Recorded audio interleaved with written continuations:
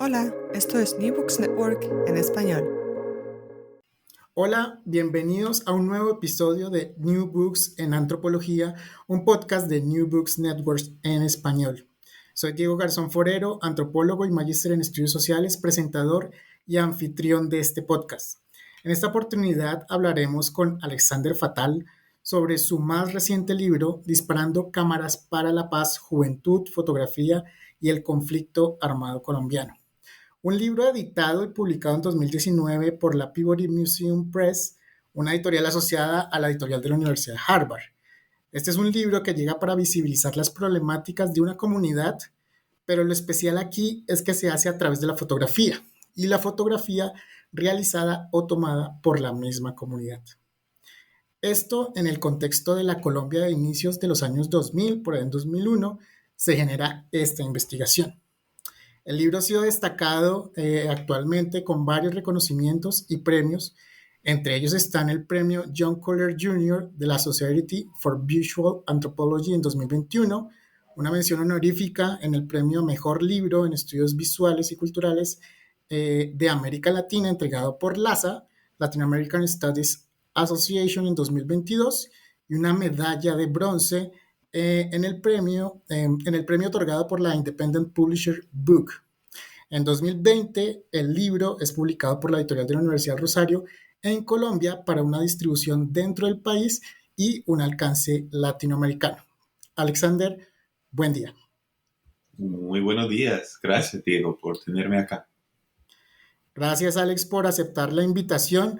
Bueno, Alexander, un contexto antes, es profesor asistente del Departamento de Comunicación de la Universidad de California en San Diego y artista documental, fundador del proyecto Disparando Cámaras para la Paz y de la ONG del mismo nombre, así como el proyecto AJA, una ONG sin ánimo de lucro dedicada a empoderar juventudes históricamente en desventaja de San Diego y la región de Tijuana.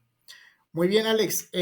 Pues bueno, ya conté un poco de lo que actualmente estás haciendo, pero cuéntanos un poco más de ti, los intereses académicos, bagaje profesional, dónde estudiaste. Cuéntanos un poco más.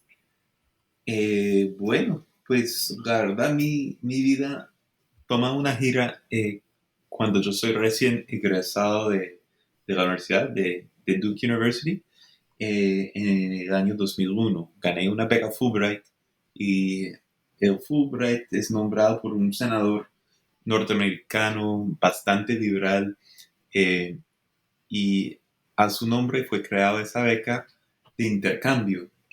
Básicamente, según él, después de haber pasado por la Segunda Guerra Mundial, los pueblos tenían que conocerse para evitar que pase semejante barbarie. Entonces creó un espacio de intercambio académico y intelectual y he tenido la fortuna de tener dos becas Fulbright. Entonces la primera era en el año 2001 con una propuesta de estudiar las imágenes que se creaba sobre el conflicto armado. Eh, la propuesta particular era comparar las imágenes que estaban haciendo los fotógrafos internacionales que llegaban de paso con los colombianos que vivían la realidad colombiana. Entonces eso era como el proyecto puntual por la cual llegué y yo era muy juicioso en ese proyecto. Yo estaba entrevistando a muchos fotógrafos, a editores, a curadores y estaba como primera experiencia en el país aprendiendo mucho. Pero el trasfondo de mi pregrado era muy marcado por las ideas de posmodernismo, ¿no? Y poner en cuestionamiento la autoridad de representar uno a otro. eh, y en esas críticas muchas veces las imágenes eran el blanco, ¿no? Y entender la relación de poder dentro de un acto tan común como tomar una fotografía, ¿no? Y había una línea de crítica muy en contra del fotoperiodismo, de gente que tenían el poder por el respaldo institucional de viajar, de conocer y, y tomaron fotos muchas veces de una forma sensacionalista sobre gente que estaba pasando por tragedias y violencias y desastres naturales y pues es una crítica que ya es muy común hoy en día, pero en ese entonces no era tanto. Y bueno, entonces en la U yo me topé con un programa de una señora que se llama Wendy Ewald. Y Wendy Ewald tenía ese programa que se llama Literacy Through Photography o alfabetización a través de la fotografía, que básicamente tenía el planteamiento de hacer algo diferente, de poner a las comunidades, a la gente que suele estar enfrente de un lente detrás de la cámara, para que ellos mismos toman sus fotos, cuentan sus historias y tienen un mayor papel en su propia representación. Y eso yo participé en ese proyecto en las escuelas públicas de Durham, que es la ciudad donde está la universidad, y me pareció muy poderoso la metodología. Entonces, al llegar a Colombia, yo estaba haciendo esa investigación sobre el fotoperiodismo, pero a la vez era un momento muy tenaz en el país, un momento en que eh, la FARC estaba creciendo y los paramilitares también. Entonces había muchos territorios que estaban eh, ya en zona de conflicto y eso estaba generando mucho desplazamiento forzado y había mucho discurso alrededor de la memoria histórica y eso pues sigue como una línea muy fuerte hasta el presente. Y yo siempre pensé que trabajar esa metodología eh, con una población que se ha experimentado el conflicto de primera mano sería algo importante, porque a mí al parecer, a pesar de que llevaba apenas unos meses en el país y realmente cuando ya uno mira atrás no es consciente de todo lo que no sabe, pero por intuición yo sentí que había mucha gente que hablaba por los desplazados. Eh, Después, ¿no? Cuando seguimos con la charla, podemos hablar de los desmovilizados individuales, que eso era un tema de mi primer libro. Em, pero que ellos mismos, por lo general, no hablaban. Algunos líderes de ONG sí, pero las comunidades no. Entonces me puse a como cocinar un poco esa idea hasta que en una de las entrevistas que hice comenté la idea y a una señora que organizaba, organizaba una convocatoria, un premio de fotoperiodismo para una ONG. Y ella me dice, uff, buenísimo de la idea, hay que hacerlo. Eh, ¿Sabes? Vaya y hable con ese señor en Altos de Cazucá, se llama Nelson Pájaro Mercado, habla con él. Y sí, fui a hablar con él, eso era antes de Transmilenio y era como una pequeña aventura para llegar, pero me recibió con agua de panela y hablamos y me dio la luz verde. Eh, entonces fui a levantar un poco de dinero para comprar cámaras y arrancar el proyecto. Entonces, esos son como los inicios, como en noviembre, diciembre de 2001 del proyecto. Vale, vale, muy bien. Bueno, Alex, sabemos que hay muchas personas que nos están escuchando, no necesariamente Colombia, entonces hagamos de pronto un contexto, ubiquémoslos dentro de Colombia, ya entonces esa zona en donde está Nelson Pájaro, el líder social de ese barrio de Altos de Cazucá. Cuéntenos ese barrio donde queda, eso, ubiquemos a las personas que están escuchándonos. Sí, tiene una de las mejores vistas de Bogotá. Está arriba en los cerros y en el sur occidente de la ciudad. Formalmente está saliendo de la ciudad para otro municipio que se llama Soacha y está encima en las lomas, encima y es donde la gente viene a construir casas a punta de palos y es como un sector dominado por la economía informal y por mucho tiempo no era reconocido por la alcaldía municipal y por ende no había servicios y los niños pues difícilmente podían asistir a los colegios. Entonces, en términos sociales y también ambientales, está con unos ah, riesgos grandísimos. También tiene unos índices de violencia bastante grandes. Gente que yo creo que en una de las encuestas la mayoría, hasta un 60%, venían de una forma desplazado por conflicto y la mayoría de los otros venían por razones económicas, saliendo del campo, que también estaba experimentando una crisis económica.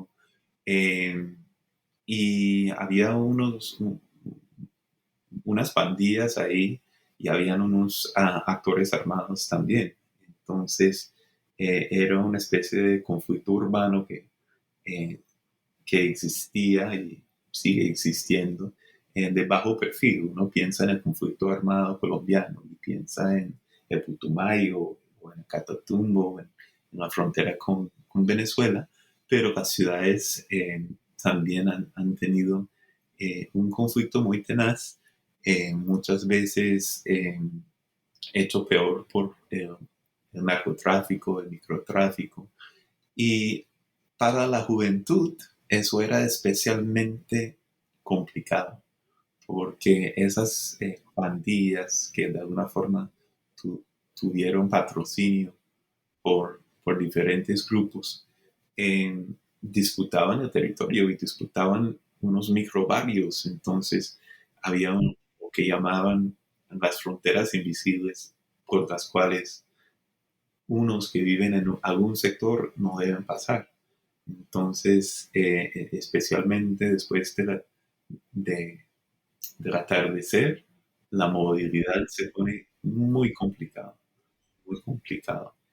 Y entonces, ofrecer una oportunidad en ese contexto, no necesariamente de fotografía, puede ser de danza, puede ser de fútbol, puede ser de cualquier cosa, eh, era como recibido como alguien que tiene sed, que es una comunidad eh, muy hecha para adelante, que logra hacer maravillas con muy poco. Pero fíjate que he trabajado en muchas universidades y en muchos contextos y los estudiantes que más mostraban ganas de participar y aprender estaban allá. Ofrecimos la oportunidad y lo agarraron con todo. Y eso era muy bonito. Pues también tenemos que pensar, como estaba como mencionando antes, que el conflicto estaba muy agudo en el cambio de milenio. Y pues en los 90 las FARC estaban como buscando más que todo el bloqueo oriental llegar a tener influencias en los barrios periféricos y para como hacer que la guerra se sintiera en el capital. Entonces había una ola paramilitar también eh, que respondía a eso. Y este barrio, que es un barrio que se llama El Progreso, donde estaba ubicado Nelson, estaba como en la mitad de todas esas dinámicas. Entonces hablaron de la limpieza social de una forma bastante eufemística para hablar de cómo iban a matar a gota a uno o dos personas cada otra semana. Iban a aparecer. Había una laguna grandísima pegada al barrio y esa laguna era un tema constante de conversación y miedos que que se escuchaba que ahí botábamos los cuerpos en la misma laguna a veces.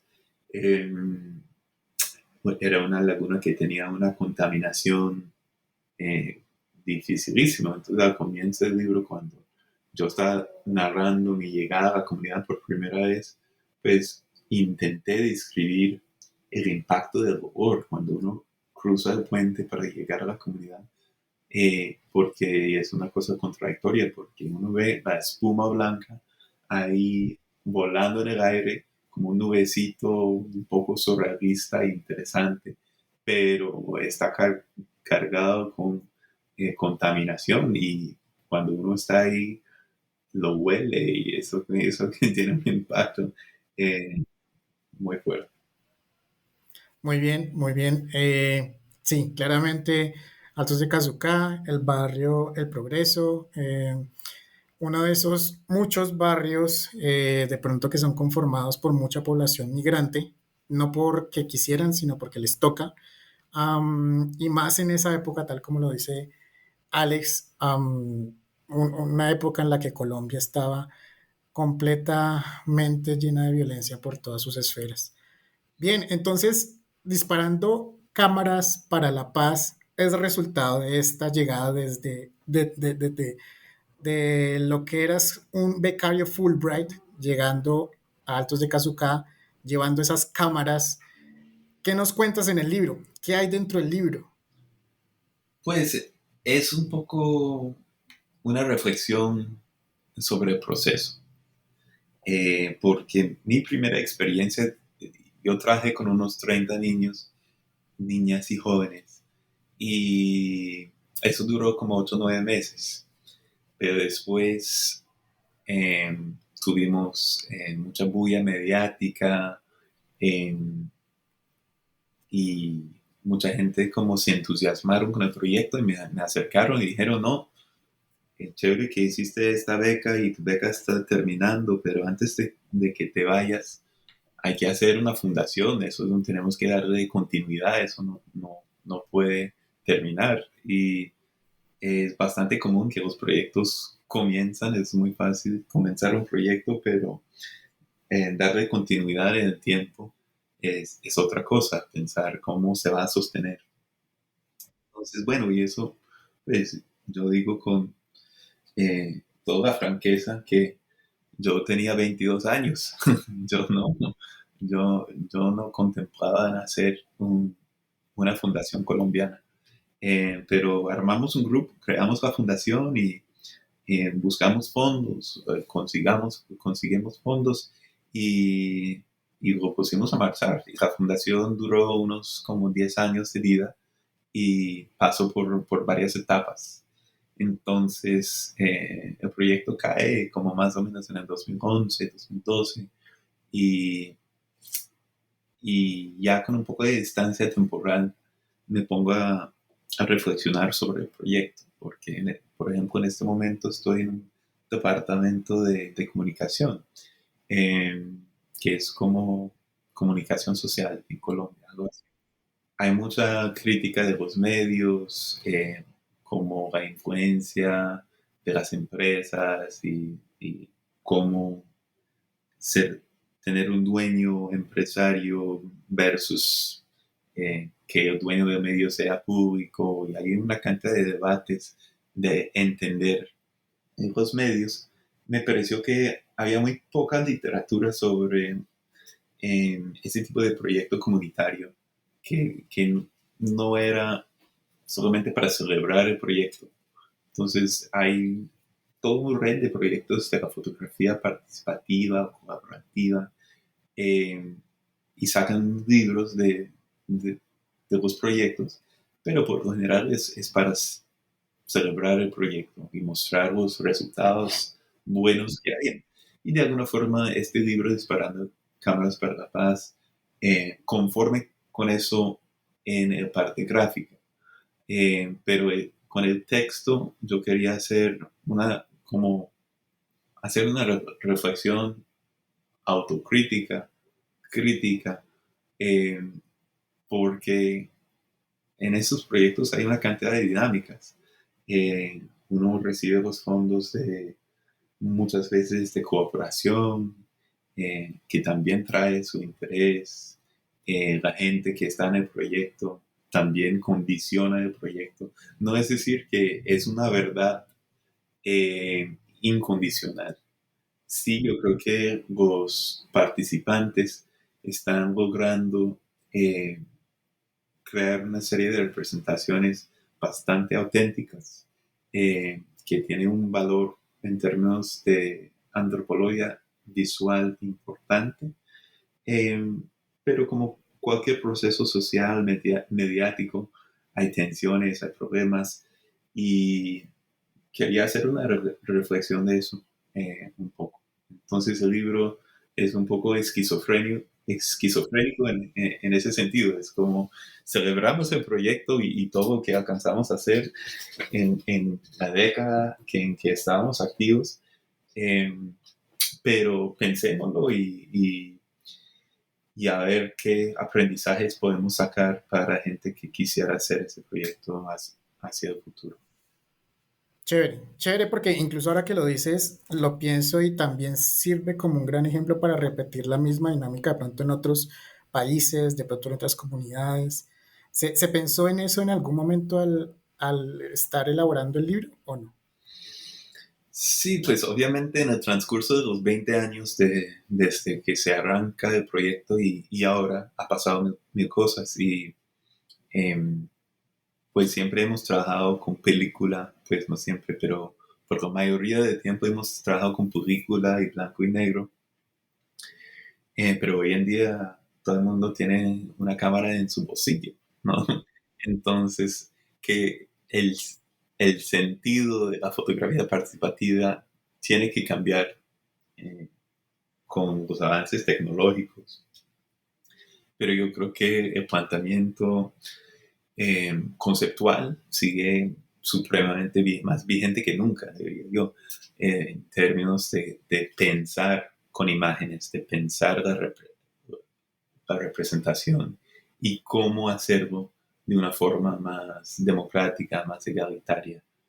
Eh, sí, entonces no sé en cuánto sentido hay hoy en día de hacer una réplica de ese proyecto, pero yo creo que hay muchas lecciones para la gente que quiere pensar con imágenes, pensar en el cambio social a través de imágenes y proyectos mediáticos. Sí, Incluso lo llegaba a pensar también, sí, tal como lo dices, actualmente la mayoría tenemos un smartphone, podemos tomar fotografías, ah, pero actualmente las juventudes manejan TikTok, manejan Instagram, manejan y saben editar y saben publicar y meterle filtros a una imagen. Una cosa que se puede repetir ahora sería de pronto meterle redes sociales, meterle video en TikTok o cosas así. pero también es como pensarlo y pensar como el formato, las plataformas, cuáles son las restricciones de las plataformas, cuáles son los cambios que uno quiere generar. Entonces, es un poco en vez de subirse al tren y irse, es como, bueno, pensar, no, yo quiero viajar de una forma más en bicicleta, pero quiero tener impacto con el tren, ¿cómo lo voy a lograr? Entonces es como una llamada a pausar y pensar cómo uno puede hacer un proyecto que es coherente con su entorno. Entonces, siempre teníamos la política en el proyecto de exponer en, en el mismo barrio. Entonces, de pronto eran exhibiciones gigantescas con gigantos, ¿cómo se dice? Eh, Fotografías gigantes de como 2 metros por 3 metros colgados en las casas. Eh, pero otras veces era solamente como imprimir en el cuarto oscuro que teníamos en el barrio y colgarlos en una pared y hacer un evento con los padres. En trabajar en ese contexto, como donde la materialidad de las cosas estaba tan marcada, nos hizo como pensar cómo podemos exhibir de una forma coherente con el entorno. Y ese tipo de pregunta yo creo que aplica para lo digital, ¿no? Es que es como a veces mucha gente piensa que lo digital no tiene contexto porque puede viajar a cualquier contexto. Eh, pero pensar cómo, cómo la cosa o la persona o el lugar que estás buscando representar, cómo se puede entenderlo a través del mismo formato que estás usando. El libro tiene 6 partes. El prefacio, claramente hay mucho de lo que nos acabas de contar. La laguna nauseabunda que estaba al lado al momento de llegar y olerlo, eso marcó en ti completamente como nos lo dijiste y lo podemos leer ahí. Una segunda parte que es el progreso, el barrio donde estuviste. No sé qué nos quieras contar sobre esa primera parte. Hay mucha fotografía, claramente es un libro, para darles más contexto a las personas que nos están escuchando. Es un libro de gran formato, de una versión más horizontal, en donde se puede ver las fotografías tomadas en este proyecto. El progreso, del progreso de esta sección, ¿qué nos podrías contar? Pues como de formación antropológico, yo siempre resalto el contexto, que el contexto es clave. Entonces ahí, pues, es la forma donde menos texto hay. Eso es como la mayoría de las fotos.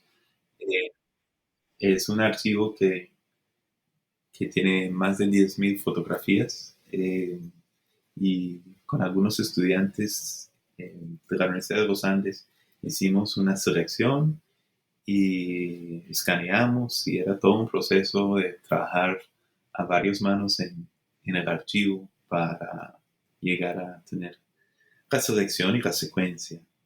Pero en el proceso de la revisión de pares para hacer el libro había todo un debate. El debate era cómo, cómo organizar el texto y las imágenes, que como lo más común para un fotolibro es tener una presentación um, de texto antes de las fotos. Y ya, y ya, eso es lo más sencillo. No es que pase siempre, pero es como el default, es como lo que es más normal. Entonces, al principio yo quería como hacerlo al revés, que sean las imágenes primero y el texto después. Em, pero después, como los pares dijeron, como no, pues uno necesita un poco de más de contexto antes de llegar a digerir las fotos. Y yo estuve de acuerdo, eh, estuve de acuerdo y ah, terminamos como dividiéndolo y tenemos un pequeño prefacio al principio, después la tanda de fotos y después el texto principal. Eh, pero quería darle protagonismo a las fotos porque por la misma cosa que dije al principio, no quería que mi voz iba a hablar por demasiado y quería como darle ese protagonismo a las fotos de ellos. Sí, el tema de la secuencia era todo un reto, como cualquier persona que ha trabajado en fotolibros sabe, la secuencia es clave. Es que uno está creando un movimiento a través de la selección y juxtaposición.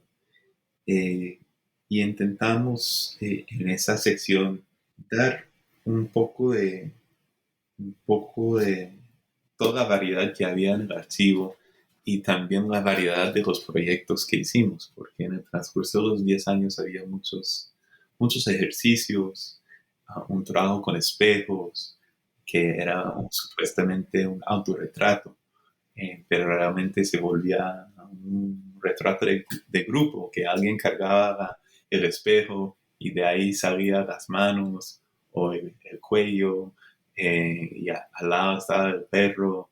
Entonces, como los retratos con espejo era un ejercicio chévere para hablar de los cuerpos, para hablar de como la presentación de sí misma, a la vez hablar de cosas profundidad de campo, cómo encuadernar una imagen y tener unos rectángulos dentro del rectángulo del cuadro.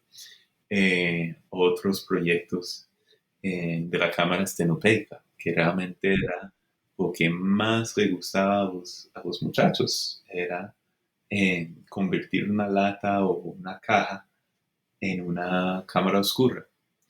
Y, y tiene todo el sentido del mundo. Yo no me di cuenta al principio que para mí era un ejercicio para presentar la fotosensibilidad, ¿no?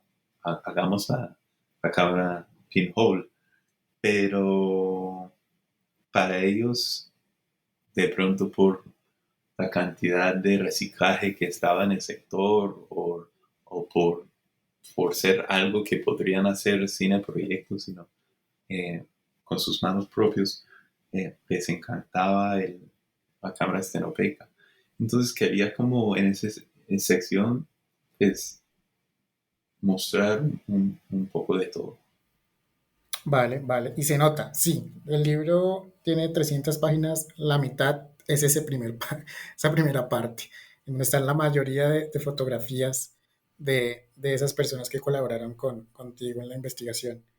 Bien, una segunda o tercera sección es fotografía participativa afuera, adentro. El caso Disparando Cámaras para la Paz. Cuéntanos de esa sección.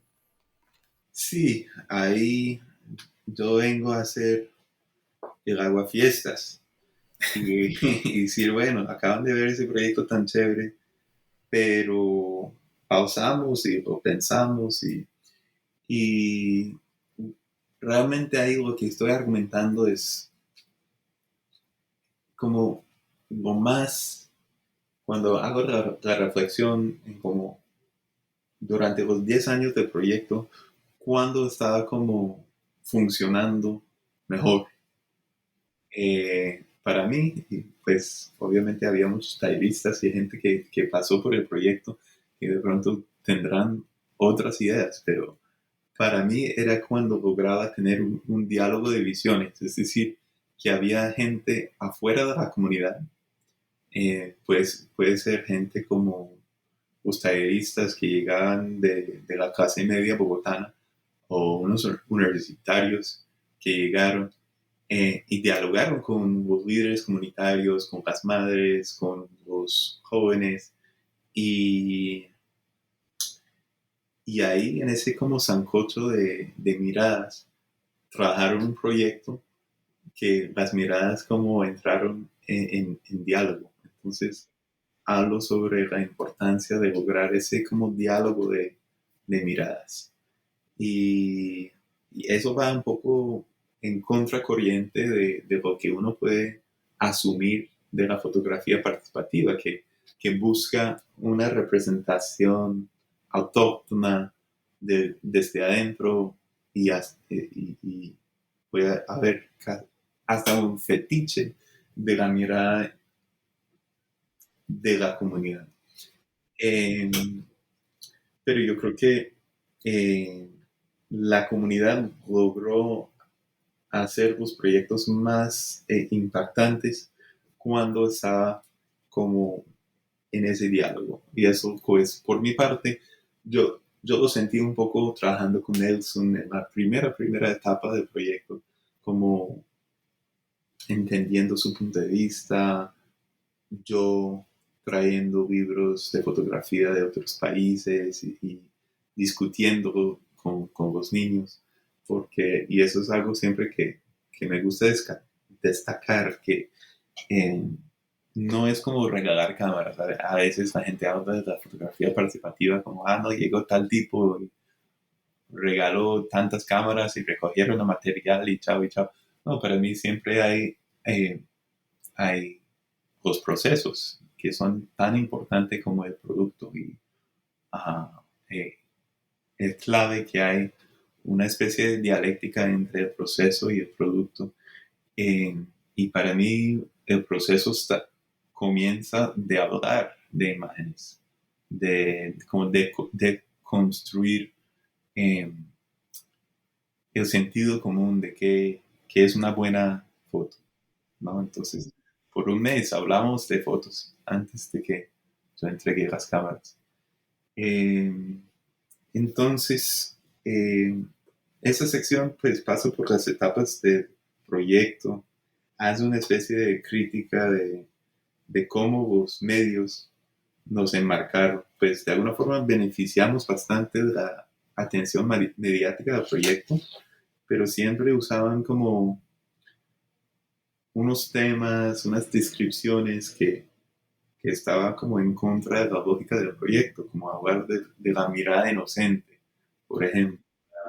Yo creo que era un artículo en el Semana, si no estoy mal, que habló de la mirada inocente, que esa cosa de la inocencia de los niños, pues no era lo que estaba apuntando el proyecto. Estábamos creando un sentido de confianza, de capacidad, de agencia en los jóvenes.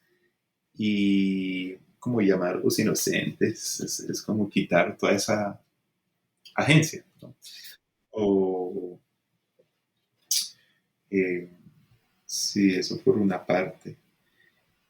Y como recoge el proceso, habla del contexto, como los aliados en todo el camino. Ujú, Pues ujú.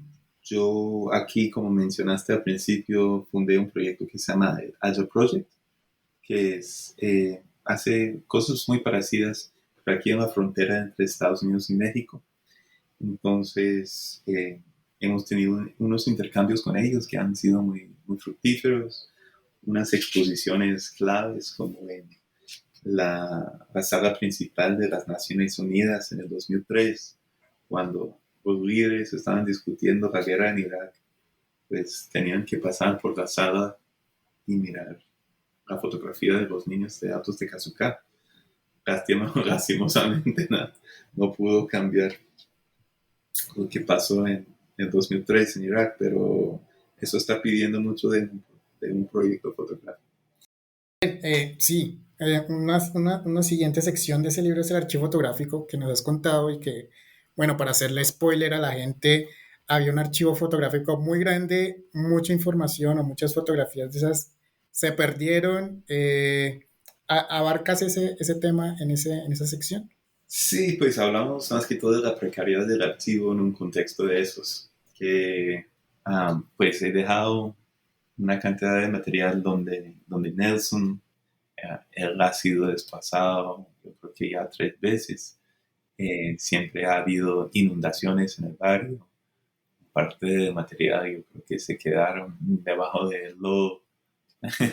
Entonces, obviamente, para archivar un archivo fotográfico de negativos, las condiciones son muy distintas. Es un contexto donde la sobrevivencia cotidiana eh, es, es la prioridad. Entonces, cuidar un archivo y anticipar el futuro y décadas hacia adelante es muy, muy difícil.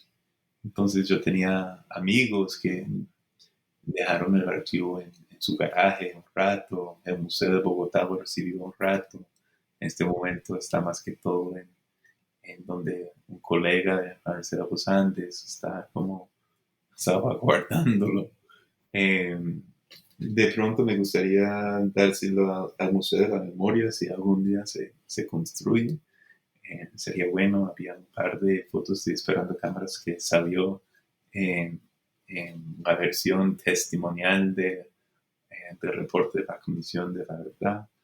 En- y no, lo que me satisface más que todo con el libro es que da una especie de cierre a ese proyecto. Eh, yo he publicado otros libros, yo he hecho cortometrajes, he hecho muchas cosas en el país, pero yo creo que la gente todavía me conoce más por haber iniciado ese proyecto de Esperando Cámaras para la Paz y siempre me han buscado para hacer cosas, exhibiciones, pero eh, y hemos hecho mil cosas, pero que tenga ese libro de gran formato me orgullece. Yo creo que Nelson ha estado socializando el libro con los miembros de la comunidad. Muchos de ellos ya son padres y madres de familia, tienen hijos propios y queda la memoria para ellos y sus familias, la comunidad, pero también como sobre ese proyecto. Ok, ok, vale. Bien, ya va cerrando ese texto con la última, bueno, lo cierras claramente con los agradecimientos, pero antes de eso viene el arco del arte, entre crearse y estabilizarse por Doris Sommer. ¿Qué nos puedes contar de ese texto? Sí, Doris es una persona que ha estado muy al tanto de muchas iniciativas de agencia cultural en las Américas. Entonces me pareció la persona adecuada de escribir eh, este afterword, esta última parte del libro. Y sí, hace una reflexión sobre lo difícil que es sostener esos proyectos. O sea, cualquier persona que es como gestor cultural lo ha experimentado, pero dice unas cosas muy bonitas del proyecto que agradezco, pero también señala ojo, que eh, en ese trabajo también tenemos que estar pensando en cómo crear una infraestructura para sostener este tipo de iniciativas. Iniciativas. Vale, vale, Alex. Bueno, ese sería el contenido. Se los dejamos para que lo puedan buscar de pronto en todas las redes sociales. Hay un montón de páginas en donde se puede encontrar, en la editorial de Harvard, en la editorial de la Universidad del Rosario, ahí se puede comprar. Si ustedes vienen a Latinoamérica, de pronto se les facilita más por, por Colombia. Si están en Estados Unidos, pues bueno, por Harvard, que en la página ahí se puede comprar. Una pregunta de cierre, yo te la comenté antes, te quería preguntar sobre de pronto si hay alguna intención de que las fotografías sean en blanco y negro. La mayoría son en blanco y negro. Hay algunas a color, pero te quería preguntar si hay alguna intención sobre eso. Sé que muchos antropólogos tienden a preferir el blanco y negro, pero de pronto, pues preguntarte a ti si hay alguna intención sobre eso. Sí, fíjate que no era tan pensado al principio, sino que quisiéramos trabajar el cuarto oscuro. De pronto los jóvenes no saben que es un cuarto oscuro hoy en día, que es una gran lástima, pero esto ha sido una cosa supremamente mágico en todo el proceso, es enseñar cómo dibujar con luz, cómo que una foto se capta en una cámara, se puede pasar a un papel fotográfico y a través de los químicos la imagen latente sale. Y eso es algo muy, muy lindo. La primera vez que hicimos la exhibición inicial en la Casa de la Cultura en Soacha, viajamos primero a los Andes, al cuarto oscuro de los Andes con los niños desde Altos de Cazucá. Es como el Harvard de Colombia. Entonces cada universitario cogió a un niño y le enseñaron a cómo ampliar una foto. Y ahí ampliando las fotos, eso era la base de la primera exhibición. Y eso era una cosa que se entusiasma un montón. Entonces más adelante creamos Cuarto Oscuro en el barrio y ahí los niños pasaban horas, se pusieron adictos a revelar y era un espacio bajo la luz roja que era como un espacio mágico eh, que, que para mí era muy fundamental al proyecto. Entonces, en el transcurso de la década, obviamente viene lo digital, pero no queríamos despegarnos de lo análogo, porque a nivel pedagógico y lúdico era clave. Vale, una cosa que no hemos dicho antes de terminar es que el libro es bilingüe, está en inglés y en español. Eso también tiene una intención de hacerlo que no solamente en Colombia sea bilingüe, sino que desde el original es en bilingüe. Sí, la idea es que cualquier persona en Colombia, en América Latina, lo puede coger y leer, entender y discutir y debatir y tal. Eh, sí, siempre yo he tenido la política de que mis libros no se quedan en inglés solamente, más que todo cuando la investigación está hecho en Colombia. Así que en ese caso logramos hacer una versión bilingüe y, y chévere. A mí me gusta el diseño, y hasta puede ser un recurso para gente que quieren como mejorar, ¿no?, las dos idiomas.